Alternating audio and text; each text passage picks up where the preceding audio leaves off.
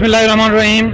हिन वक्त असां जेको आहे बबरलो बाईपास में जेको हिते नंबर कैनाल जे हवाले सां जेको धरणो लॻियल आहे, इन सिलसिले में असीं हिते आलमी दीन बोली मोहम्मद सलीम नजफ़ी साहब सां गुफ़्तगू कंदासीं त हू इन सिलसिले में छा थो चए। साईं, हिन में तव्हां जेको आहे शिरकत कई आहे जेको बबरलो बाईपास में धरण में, त उन सिलसिले में उन छा मौक़िफ़ आहे?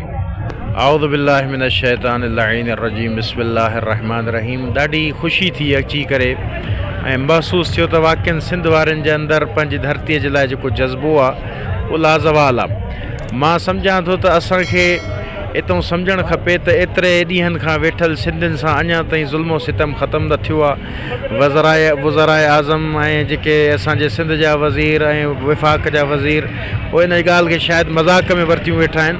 उन्हनि खे ख़बर न आहे त हिन वक़्तु पाकिस्तान जी मईशत बि तबाह थी थिए ऐं उन जा ज़िमेदार उहे ख़ुदि पाण आहिनि।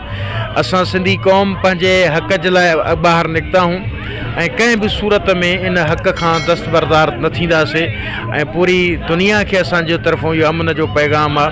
असां चऊं था त आलमी इदारा बि इन शइ खे हाईलाइट कनि त असांखे पंहिंजे वतन जा हक़ मिलिया वञनि ऐं कंहिं बि क़िस्म जी कंप्रोमाइज़िंग इन में असां बर्दाश्त न कंदासीं।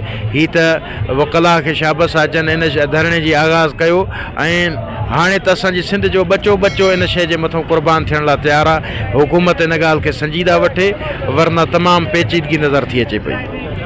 जी, इहो हुज्जतुल इस्लाम वल मुस्लिमीन अल्लामा मोहम्मद सलीम नजफ़ी साहब जिन चयो त असां कंहिं बि हिसाब सां को बि पाणी जे हिसाब सां को बि कंप्रोमाइज़ न कंदासीं।